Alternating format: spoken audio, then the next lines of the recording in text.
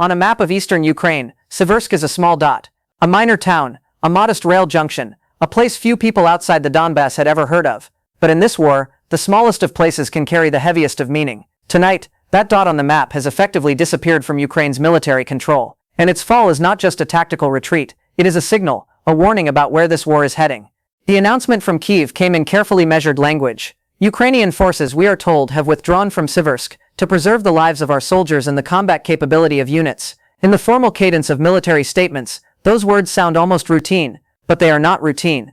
They are the vocabulary of a country forced to give up ground because the price of holding it became too catastrophic to pay. Commanders on the Ukrainian side describe a familiar grim pattern. Moscow, they say, massed more troops, more artillery, more drones and more armor than Ukraine could answer. The Russian military had what Kyiv called a significant advantage in manpower, an advantage that on the battlefield usually translates into time, pressure, and eventually collapse at the most exposed points of the line. Siversk was one of those points. What used to be a town of roughly 11,000 people is now largely a ruin in a landscape of ruins. Months of bombardment have pounded its streets into raw concrete and mud. What was once a grid of homes, shops, clinics and schools is now a jagged terrain of roofless shells and burned-out vehicles.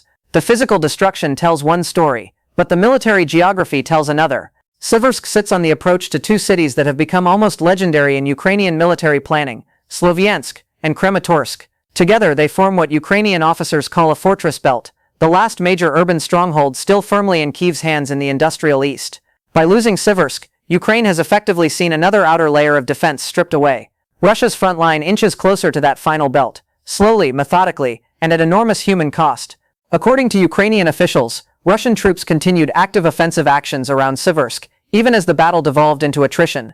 Kyiv insists that while it abandoned the town, it did not do so cheaply. In a pointed line, the Ukrainian military declared that its defense forces had exhausted the enemy during the fighting for Siversk. That phrase is part explanation, part reassurance, an attempt to signal that yes, this was a retreat, but not a rout.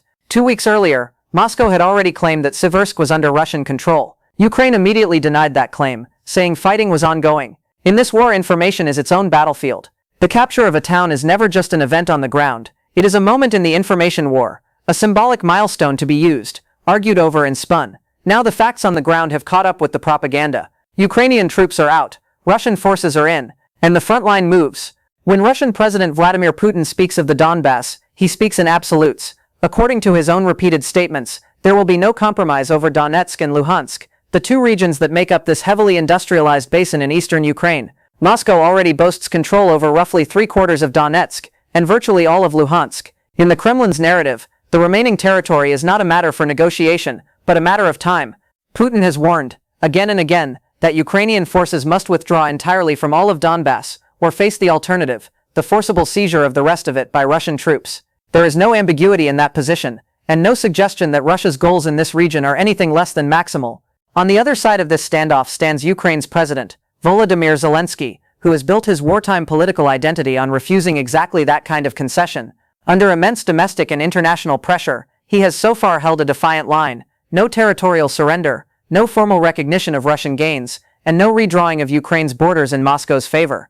But tonight, a new and volatile factor has entered that equation: pressure from Washington.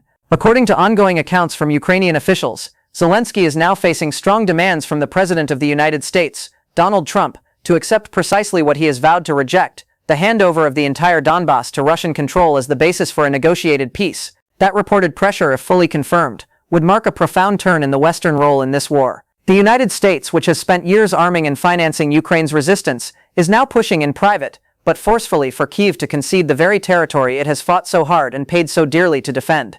These are not public speeches. These are behind-closed-doors exchanges, filtered out in statements and leaks, taking shape in hotel conference rooms and tightly guarded diplomatic compounds. According to Ukrainian accounts, those negotiations are being conducted along twin tracks: separate meetings of American officials with Ukrainian representatives on one side, and with Russian envoys on the other. This is not a single peace conference giving televised speeches and photo ops. It is the grinding, incremental dance of shuttle diplomacy, and so far no breakthrough.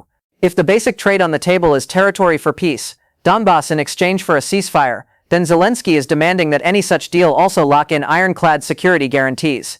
Not vague assurances, not political promises, but enforceable commitments that would prevent this war from simply pausing, regrouping, and starting again in a few years with an even more exhausted Ukraine and an even more prepared Russia.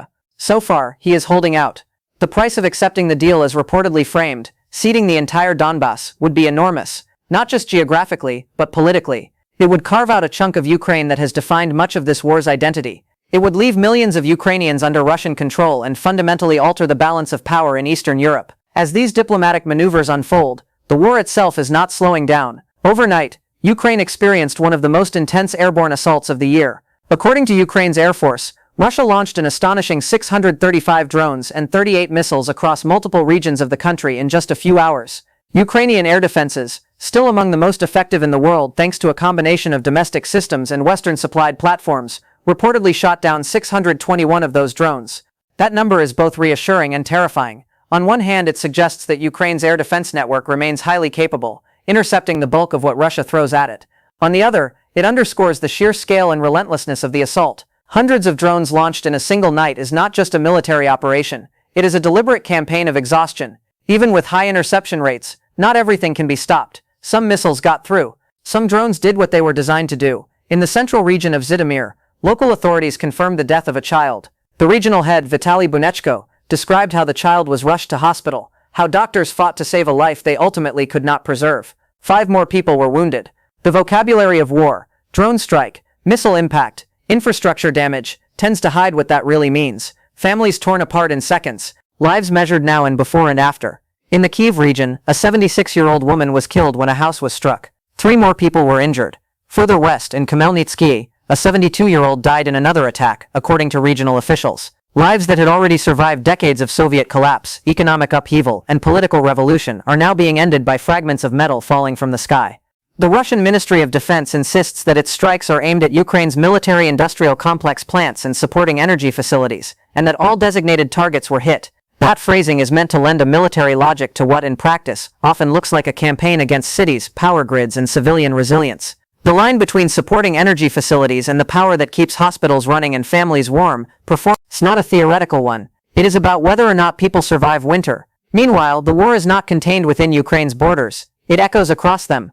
In Poland, NATO member air defenses scrambled fighter jets in response to the Russian barrage against western Ukraine. Part of Poland's job, and by extension NATO's job,